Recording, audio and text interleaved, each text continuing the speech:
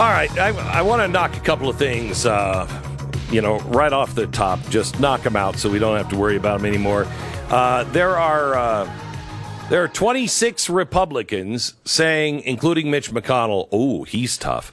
We support the Speaker of the House of Representatives, Nancy Pelosi, and her trip to Taiwan. Okay. All right. But there's some people in here that I respect. I'm just trying to see any of Marsha Blackburn, Mike Crapo, Chuck Grassley. Okay, so these guys are on this list, 24 of them, or 26 of them, saying, Nancy Pelosi has a right to go. I agree with them. You have a right to go. But Nancy Pelosi also should engage her brain, and so should the administration.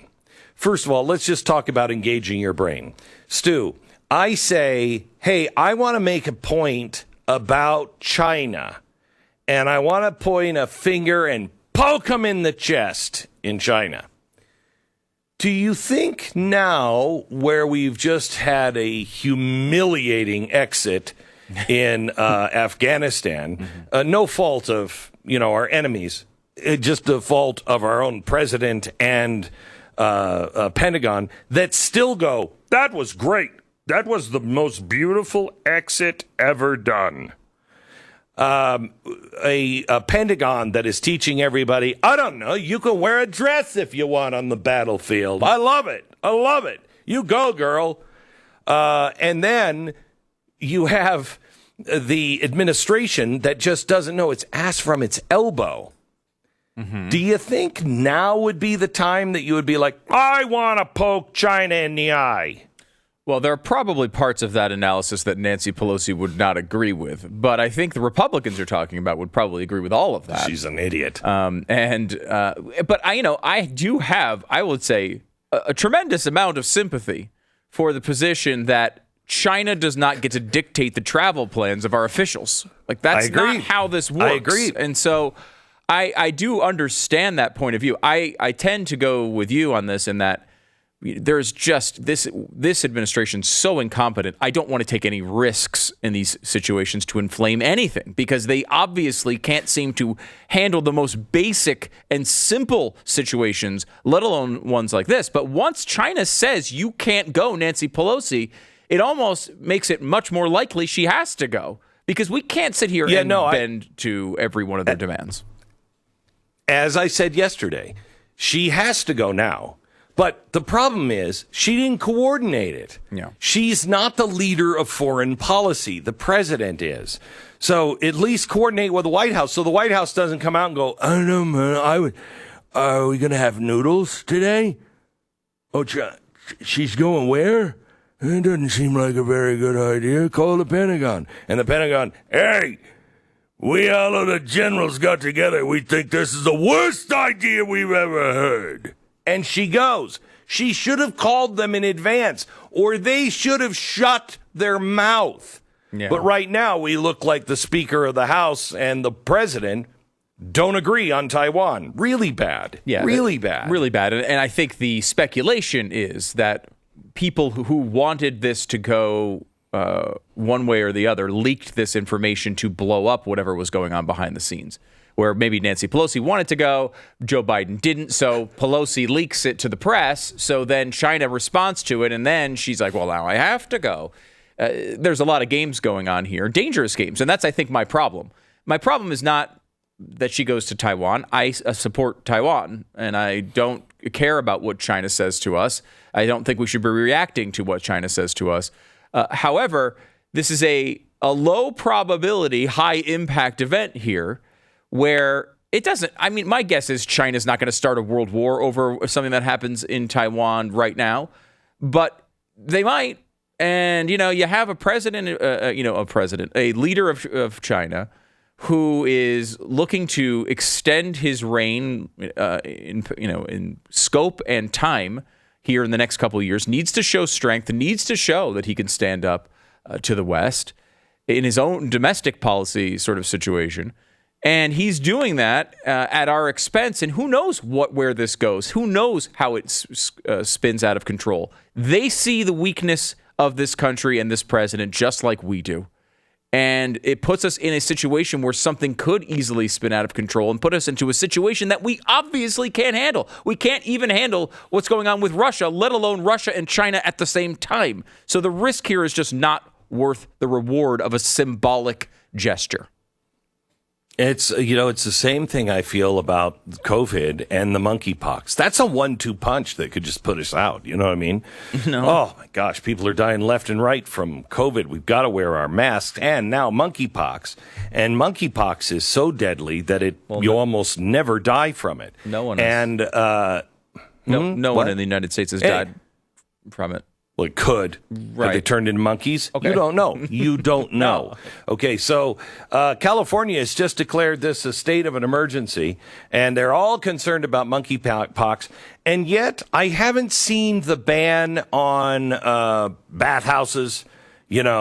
Hey, just a friendly reminder, maybe you shouldn't have the gay orgies right now, because gay men are the most likely at this time to contract it through gay sex, bathhouses, all of that stuff. They were so eager to shut down our church. Yeah. Somebody might sneeze. You gotta shut it down. Monkeypox is coming. Well, I shouldn't say that. It is mainly spread at this point through that activity. And the city of San Francisco just had like some big, some big fetish thing. I know it's Wednesday, so what big fetish thing? Oh, the Wednesday night fetish thing. I got it. They had some big thing, and where was the state?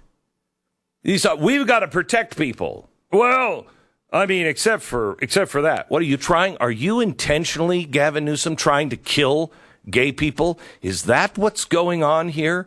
You're reckless. Go have a party. I'm not going to shut them down. You're just trying to kill gay people. And they don't even have to be old gay people, just gay. And you're making this point here on hypocrisy, which is incredibly valid. But the monkeypox situation here is sort of the way we should be handling these things, right?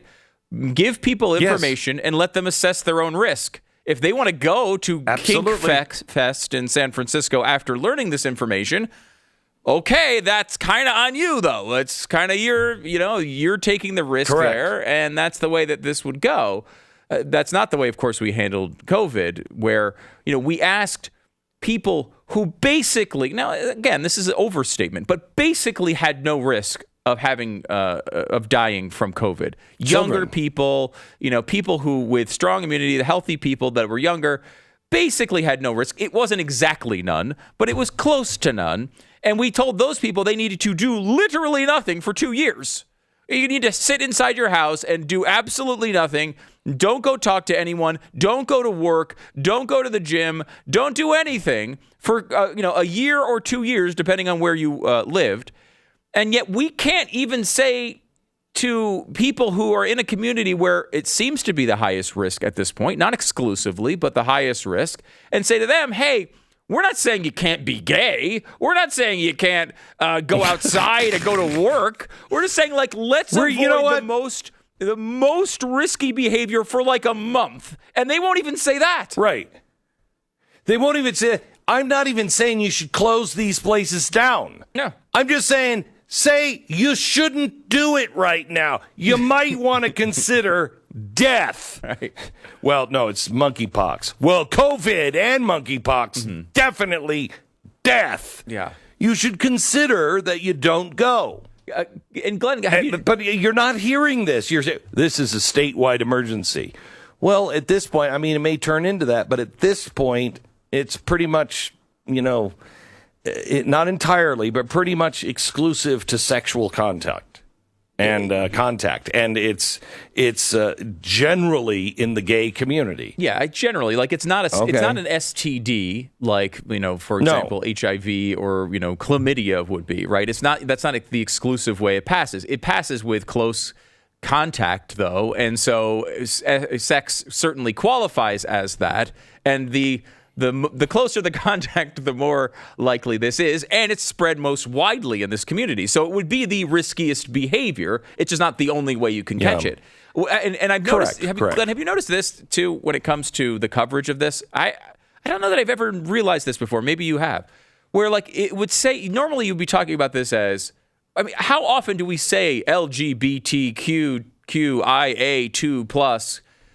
All of these terms, like the G is for gay, right? In the LGBTQ, they talk about it constantly. We are constantly talking about people's sexual orientation based on the G, gay, in this community. Now, when we're talking about monkeypox, they have this new term that they all seem to be adopting at the same time, which is men who have sex with other men. And like, didn't we summarize that with a 3-letter word? Like, I thought that's what we did. We can't, just from an efficiency standpoint, I thought that was what we. Gosh. And now it's men who have sex with other men. Hater. No, I'm serious. Is that like a term? Like, is that some sort of woke term? Like, why men who have sex with other men? I'm not even sure, but it's probably like. People who have babies, or what are they calling them? Like baby machines, or what? Yes, it's baby machines. You're right. Baby machines. That over there, they identify as a baby machine.